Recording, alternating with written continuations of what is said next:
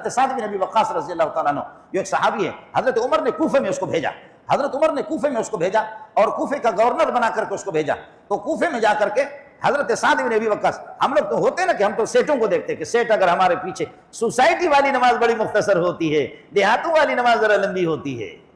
Society والی نمازیں جو ہوتی ہے ڈیفینس والی وہ نماز ہی الگ ہوتی ہے، اور بحریہ ٹاؤن کی نمازیں الگ ہوتی ہیں، وہاں ہمارا مولوی بھی بے غیرت بنتا ہے۔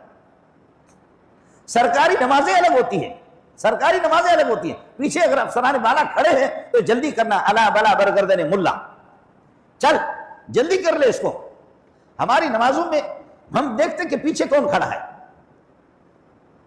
ہم یہ دیکھتے ہیں کہ اللہ آپ کا بھلا کریے کہ عام آدمی ہے، افسر ہے، کیا ہے وہ ہے، اگر یہ کہ اللہ آپ کا بھلا کریے کہ کیا ہے،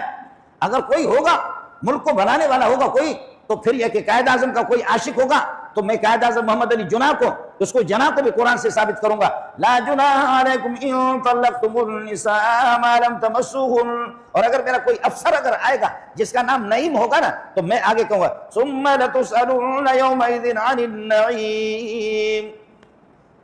اگر کوئی افسر ہوگا نا پیسے والا تو پھر میں کہوں گا کہ ثم لتسألن یومئذ عن النعیم۔ یہ یوفون جب آپ کا یوفون جب یہ ہو نا، جب شروع ہو گیا تو ایک مولوی صاحب کو بلایا کہ مولوی صاحب تلاوت کریں، تو مولوی صاحب بھی بے غیرت تھا، تو مولوی صاحب نے کہا کہ قرآن کو یوفون کو قرآن سے ثابت کروں، جی سورہ دہر کے اندر یوفون بالنذر ویخافون یوما کان شرہ مستطیرا، یوفون بالنذر، اللہ والے وہ ہوتے ہیں کہ جو نظر مانتے ہیں اس کو پورا کر لیتے ہیں، لیکن اس ظالم کے بچے نے اس کو کہاں فٹ کر دیا، اس ذلیل موبائل کے ساتھ اس کو فٹ کر دیا، یوفون بالنذر ویخافون۔ اور پھر کوئی اندھا ہوگا وہ کہتے ہیں انگلش ثابت کر کے آپ کو قرآن سے دے دوں، جی ہاں کر دو جی، انگلش کہاں، کہتے ہیں قرآن میں انگریزی وَلَمْ يَكُنْ لَهُ كُفُوًا أَحَدٌ كُفُوًا 1 2 3 1 أحد 1 2 3، یہ وہ خنزیر قسم کے مولوی ہوتے ہیں، یہ وہ بغیرت ہوتے ہیں دنیا کے، جو لوگوں کے رضا اور خوشنودی ان کو چاہیے ہوتی ہے کہ وہ لوگوں سے پیسہ ان کو بٹورنا ہے۔ حضرت سعد بن ابی وقاص کو رسول پاک صلی اللہ علیہ وسلم نے بھیجا، اس نے حضرت عمر نے بھیجا کوفے کا عامل بنا کر کے، ساتھ وہ نماز پڑھاتے تھے جو محمد رسول اللہ کی نماز تھی، ساتھ فجر کی نماز اسی طرح پڑھائے، ہاتھ اسی طرح اٹھائے، ہاتھ اسی طریقے پر رکھے اور اسی طریقے پر رکوع کرے، اسی طرح سجدہ کرے، فجر میں اتنی قرات کرے، ظہر میں اتنی قرات کرے، عصر میں اتنی قرات کرے جتنے محمد رسول اللہ نے قرات کی ہے۔ لیکن اس موقع پر سنت سے بھی دشمنی کرنے والے لوگ ہوتے۔ ایک بڈھا بخاری میں واقع موجود ہے، ایک بڈھا جس کا نام تھا اسامہ، یہ بڈھا، اس بڈھے نے حضرت عمر نے انکوائری کے لیے بھیجا، حضرت عمر نے ایک ٹیم انکوائری کے لیے بھیجا، جا کر کے پتہ کرو کہ سعد کس طرح، سعد کے معاملات کیا ہے، سعد گورنری کا حق ادا کر رہے ہیں یا نہیں کر رہے، اپنی ذمہ داریاں نبھا رہے ہیں یا نہیں نبھا رہے۔ جب ٹیم چلی گئی، ٹیم جا کر کے کوفے کے مسجدوں میں پوچھتے رہے تو سب بتاتے رہے کہ کیا کہنا سعد کا، کیا کہنا سعد کا، کیا کہنا سعد کا۔ سعد کی نماز کو دیکھتے محمد یاد آ جاتا، کیا کہنا سعد کا۔ لیکن ایک بدبخت بغیرت تھا، بڈھا سا، اسامہ نام تھا، کہ آپ لوگوں نے چونکہ پوچھا ہے،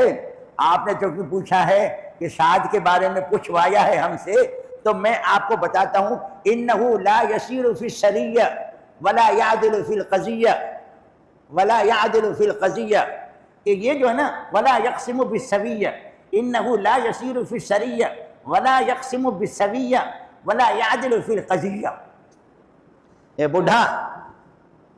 آپ نے چونکہ سعد کے بارے میں پتہ کیا تو میں آپ کو سعد کی بات بتاتا ہوں، لا یسیر فی السریہ، جہاد میں خود نہیں جاتا، دوسروں کو بھیجتا ہے، دوسروں کو مرواتا، خود نہیں جاتا، لا یسیر فی السریہ ولا یقسم بالسویہ، اور ٹھیک ٹھاک غنیمت کو تقسیم بھی نہیں کرتا، اور ولا یعدل فی القضیہ، لوگوں کے فیصلوں میں عدل انصاف سے کام نہیں لیتا جیسے کہ ہمارے اندھے قسم کے کورٹ ہوتے۔ تو بڈھے نے شکایت کر دی، ایک بڈھے نے ٹیم کے سامنے شکایت کر دی کہ سعد ٹھیک نہیں ہے۔ باقی لوگ کہتے سعد کا کیا کہنا، سعد کی نماز کو دیکھتے محمد یاد آتا، سعد کا کیا کہنا، سعد کی قرات کا کیا کہنا۔ بڈھے نے شکایت کی، خوب سن لو، خوب سن لو، اللہ والوں کی دشمنی، سنت کی دشمنی، محمد کی دشمنی اور دشمنوں کا قصہ بھی سن لو۔ تو کیا ہوا، حضرت سعد نے جب دیکھا کہ بڈھا، یہ بوڑھا بدماش، یہ بوڑھے جو ہے نا یہ صرف شکایت کر رہا، پوری دنیا کہہ رہی ہے کہ سعد ٹھیک ہے، سعد محمد والی نماز پڑھا رہا ہے، قربان جاؤ، یہ وہ سعد ہے، یہ وہ سعد ہے۔ آپ کو بتا دوں جب جنگ ہو رہی تھی تو جنگ میں اس کا کوئی نشانہ خطا نہیں ہوتا تھا، اس کا کوئی نشانہ خطا نہیں ہوتا تھا، ہر ایک کے رسول پاک نے صحابہ کو اعلان کیا اپنے تیروں کو ضائع نہ کرو، تیروں کو، تیر ہمارے پاس تھوڑے، تیر لا کر کے سعد کے سامنے رکھو، اور سعد کا کوئی نشانہ خطا نہیں جاتا، ڈز سیدھا کافر کے سینے میں لگتا تھا، سعد کی کوئی تیر خطا نہیں ہوتی تھی۔ تو سن لو مسلمانوں، اس بات کو سن لو، محمد رسول اللہ پیچھے جو ہے نا، آپ صلی اللہ علیہ وسلم پیچھے کھڑے تھے، سعد جب تیر اندازی کر رہا تھا، اور حضرت جنگ میں اعلان کر رہا تھا کہ تیر اٹھا کر کے سعد کے سامنے رکھو، اور سعد کا کوئی نشانہ، ڈز ڈز بڑے بڑے مردار کافر سردار ذلیل مر رہے تھے۔ اس موقع پر مسلمانوں سن لو اس جملے کو، رسول پاک نے فرمایا ارم یا سعد فداک ابی و امی، سعد میرے ماں باپ تجھ پہ قربان جائیں، مارو دشمن کو۔ آج کوئی کتے کے بچے صحابہ کو بھی، سعد کو بھی گالیاں دیتے ہیں، آج سعد کو بھی خنزیر کی اولاد ہے، خنزیر کی اولاد ہے، حکومت تو ہمارے پاس تو ہے ہی نہیں ہے، اس سعد کے بارے میں کرے ارم یا سعد فداک ابی و امی، میرے ماں باپ تجھ پر قربان ہیں۔ میرا نبی کبھی اگر خوش ہو گیا ہے، کسی کو داد دیا ہے، تو صرف فرمایا ارم فداک ابی، میرا ابا تجھ پہ فدا، کسی کو کہا فداک امی، میری ماں بھی تجھ پہ قربان جائے، لیکن اس پہ خوش ہو کر کے سعد کی تیر اندازی کو دیکھا، دیکھ کر کے کہنے لگے ارم یا سعد فداک ابی و امی، میرے ماں باپ دونوں تجھ پہ قربان جائیں۔ اور ہمارے مولوی لوگ وہ بھی حیران ہے، امام بخاری پہ قربان جاؤں اور امام ترمذی پہ قربان جاؤں، کہتے ہیں سعد نے کیا کمال کیا، واللہ ما جمع رسول